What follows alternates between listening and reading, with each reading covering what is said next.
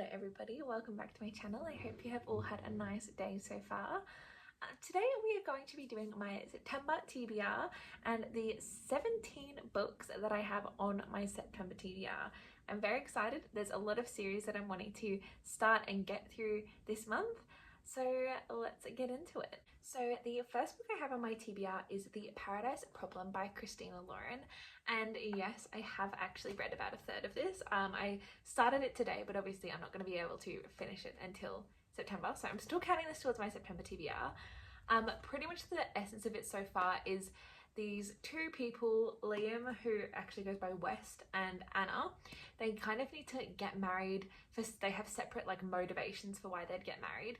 So they've been married for a few years, but they don't live together or anything. They're literally just doing it for the purpose of this individual needs. I think he needs to get married to be able to get access to his grandfather's will, who's a billionaire, and she needs to get married to get cheap accommodation because there was some sort of thing going on with her uni or something. So they both have the separate reasons. She doesn't really know his reason. She doesn't know that he's super well off. But basically his family or his sister is having a wedding and they all need to meet the wife. They're like, oh, bring your wife, it's been so long we've never met her. And he's kind of thinking, oh, if I don't bring her, I'm not going to be able to get access to my inheritance because they're going to know it's all a sham. So that's basically the essence of it. It's pretty good so far. I'm not obsessed with it, but I'm definitely excited to finish this one and get more into Christina Lauren's books because they have so many and I just really want to start making some headway on that.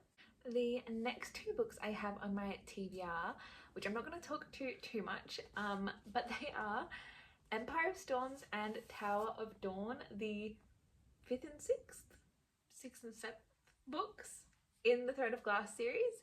I believe these are going to take up the biggest chunk of my month reading both of these because they are massive, very chunky books. Obviously my friend, bless her, has already tabbed everything for me because we are going to be buddy reading them and we're going to be doing the tandem read. So I'm really excited for those. I'm not going to talk to them too much, but obviously they're part of the Throne of Glass series, which I'm absolutely loving, and I'm going to be vlogging my thoughts on those like I've been doing with the rest of the books in this series. I actually haven't read the backs of these because I'm wanting to go in completely blind. I know that there's two different POVs that we're going to be following. I'm assuming one is going to be Selena's, who's our main character, but I don't know who the others is. So I'm really excited to get into it and see whose story we're going to be following. The next book that I'm really excited to read this month is actually an ARC that I got on NetGalley. So I'm so excited to read this because I've loved the other two books in this series, and that is the Done and Dusted series or the Rebel Blue Ranch series. And the book is Lost and Lassoed. So I'm so excited to give this a go because I love the other two books and I've read them pretty recently. So I'll read the blurb for this one out because I actually don't know too much about this one. She thrives in chaos, he prefers routine. The only thing they have in common, how much they hate each other. Teddy Anderson doesn't have a plan. She's never needed one. She's more of a go with the flow type of girl, but for some reason the flow doesn't seem to be going her way this time. Gus Ryder has a lot on his plate. He's always been the dependable one, but when his workload starts to overwhelm him, he slips up and has to admit that he can't manage everything on his own and needs help. His little sister's best friend, the woman he can't stand, is not who he had in mind, but when no one else can step up, Teddy's the only one he's got. Tempers flare, tension builds, and for the first time ever, Gus and Teddy start to see each other in a different light. As new feelings start to simmer below the surface, they must decide whether or not to act on them. Can they keep things cool, or will they both get burnt? Oh my god. So obviously it's an enemies to lovers, and it's also a best friend's brother.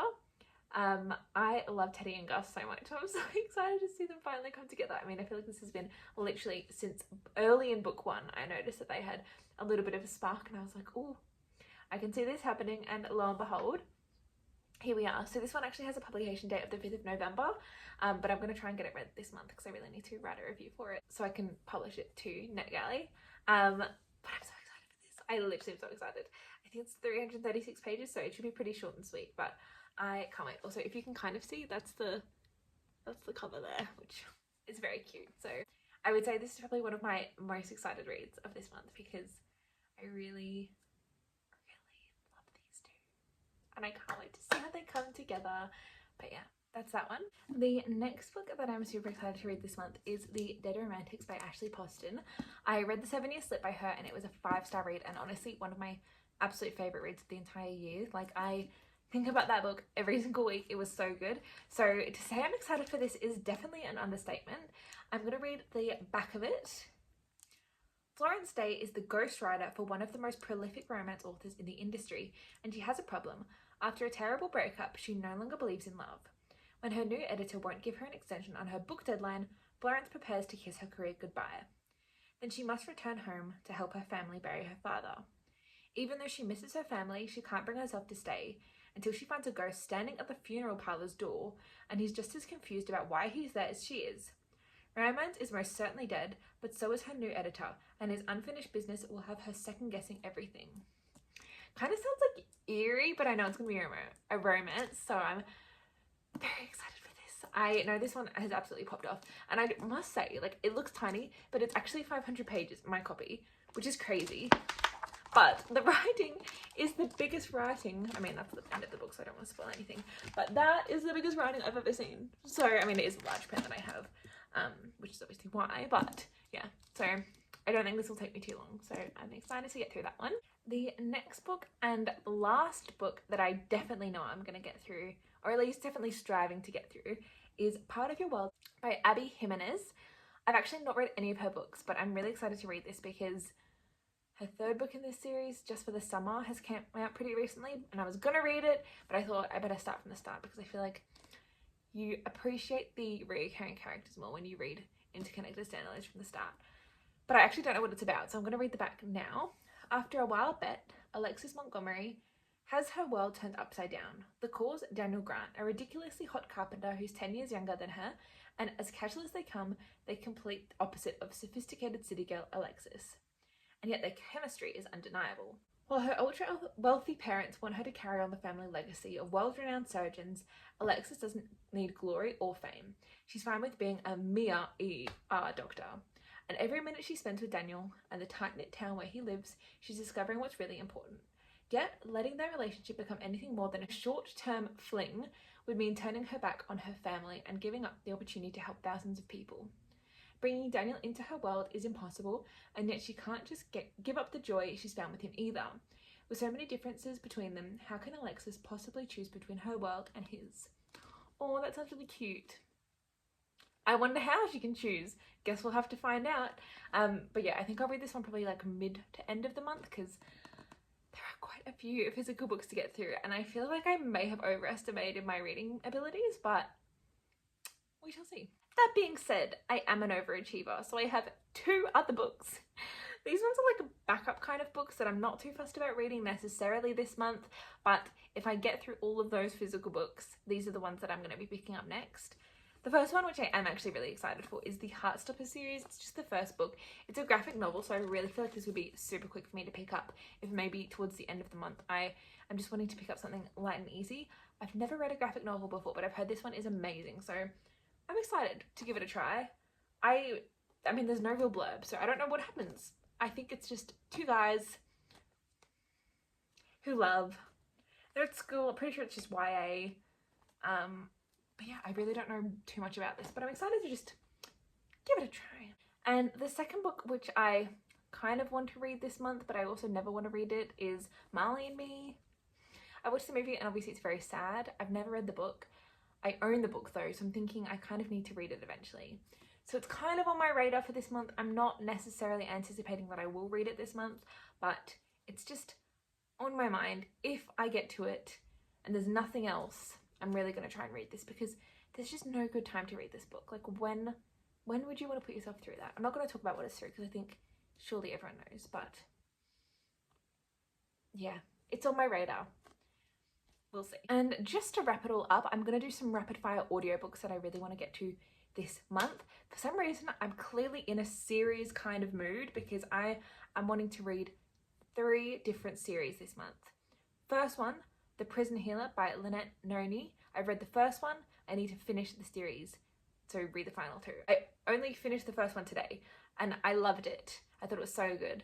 I've just started the second one, so I want to finish the second one and read the third one in September. If you don't know, it's about the prison healer who is in a prison and she's like kind of arrested as well alongside them, but she kind of has like some sort of an alliance with the main guard and she basically heals everyone.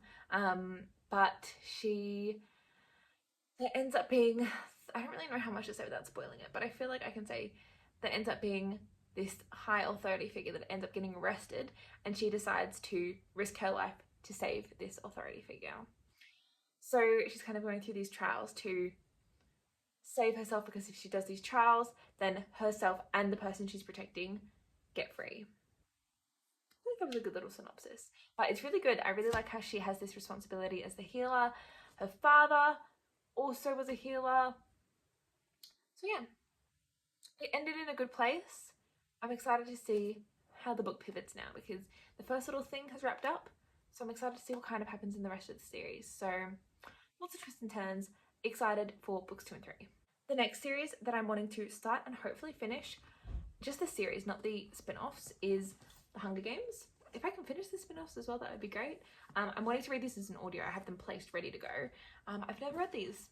I've watched the movies, never read the books. I just got to do it. I mean, I obviously own the books, so it's time that I read some of my physical TBR, and I thought, as they're audiobooks, may as well just get them done that way, because it's a quick, easy way to do those instead of picking up books that I don't own, like The Prison Healer. I just really wanted to read that.